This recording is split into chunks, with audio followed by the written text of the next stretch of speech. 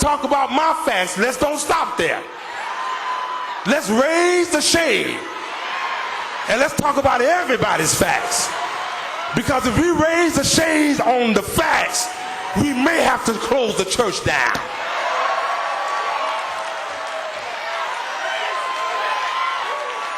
I could preach it if somebody would help me. Shake somebody's hand and say, don't talk about my facts. Maybe I ought to quit preaching tonight. Let's just have a facts testimony service. And don't get up giving honor to God who's the head of my life. I'm saved and sanctified and filled with the Holy Ghost. No, talk about the good, the bad, and the ugly.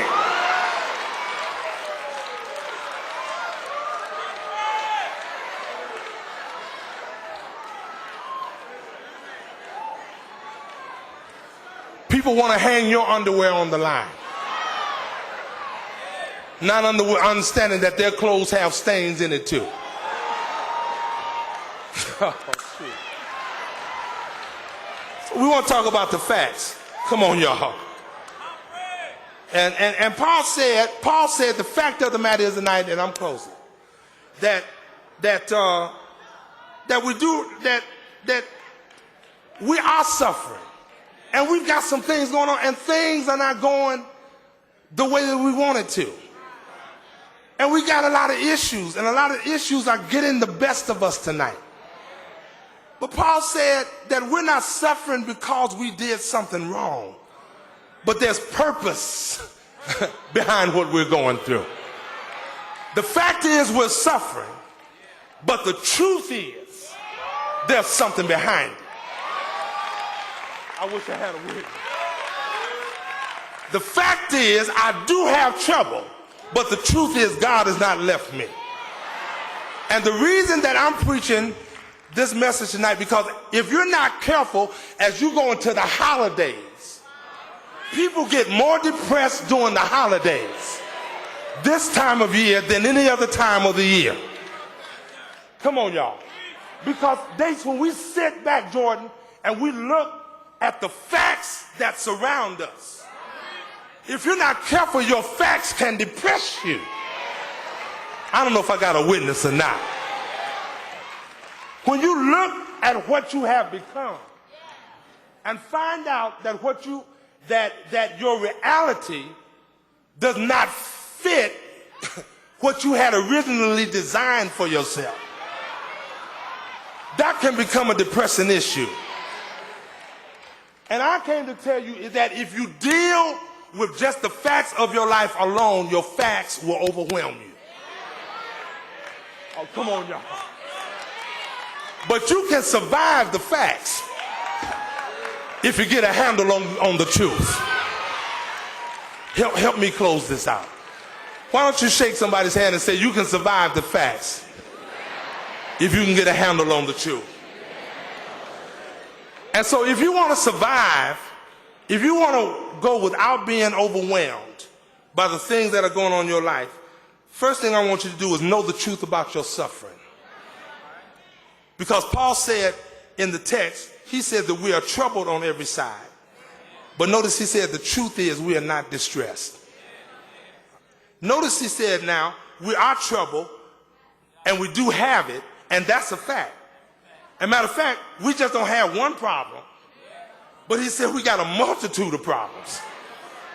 In other words, Paul said we got problems all over the place, and that's a fact. He said, but the truth is we're not distressed.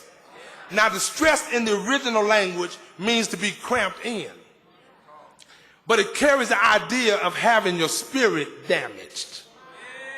So when Paul said that we're not distressed, what he was saying is that we've got trouble. And that's a fact. But the truth is our spirits have not been damaged.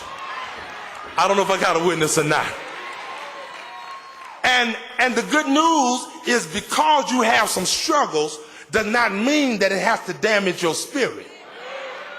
And I'm telling you, you can survive any situation if you can come out of it with your spirit intact.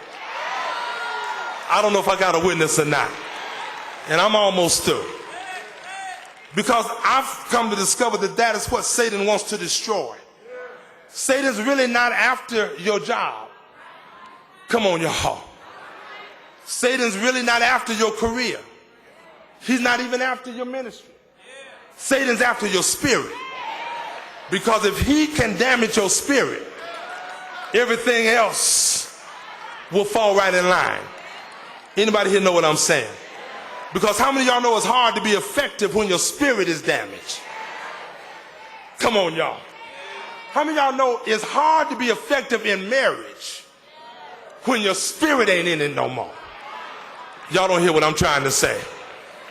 Come on, y'all. I mean, meals taste better when somebody cooks it with some spirit. I don't want you serving me with no attitude. Bringing my food and talking about here. I'll go to McDonald's. Do I have a witness here? Because it ain't the food that you got on your table that makes dinner good. Because if you got steak and caviar on your table, but you got a food sitting across the table, it'll steal your appetite and it will mess up your dinner. You need somebody who has spirit in what they do. Come on, somebody help me. And it's hard to be effective when your spirit is not in it. Matter of fact, it's hard to sing, come on y'all, when your spirit ain't in it. That's why you got to pray before you come to church.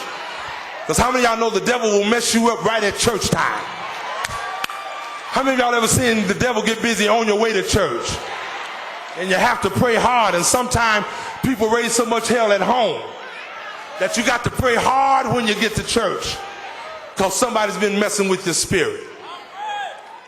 And I've come by to tell you that just because something has happened to you doesn't mean that you should let it damage your spirit. I came by to tell Salem tonight, I don't care what has happened. Don't let it work your spirit. I don't care what people have done to you. Don't let them damage your spirit. I don't care how mean people are. Let them be mean by themselves. But don't let it damage your spirit. And if you got to go home tonight, come on, y'all. But somebody listening to me is going to go home to some mean-spirited people. And when you get home, come on, y'all. After all this church tonight, somebody's waiting on you to damage your spirit. Can I get a witness? And I know you got to live there, but if you walk in the house tonight, don't let them trip you out. And if somebody meets you with an attitude, hug them. Say, I love you anyway. And when you feeling better, we'll have some conversation. Anybody know what I'm trying to say? Don't let them damage your spirit. And how many of y'all know that the good news is that if you know Jesus, you can have some trouble. If you know Jesus, you will have some trial. But if you know the Lord, can I get a witness? Your spirit can remain intact. And I got a feeling that somebody ought to be able to shout tonight. Because right here in Salem, somebody can testify that in 2009, I've had a whole lot of trouble. 2009 has been a rough year for somebody. 2009, the devil took me through.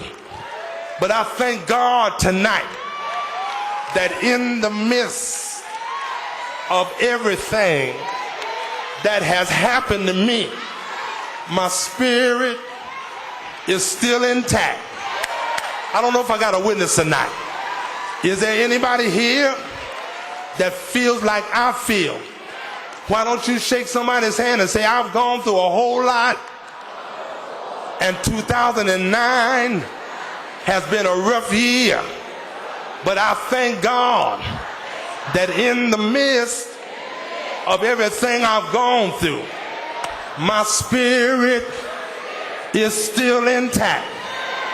Can I get a witness?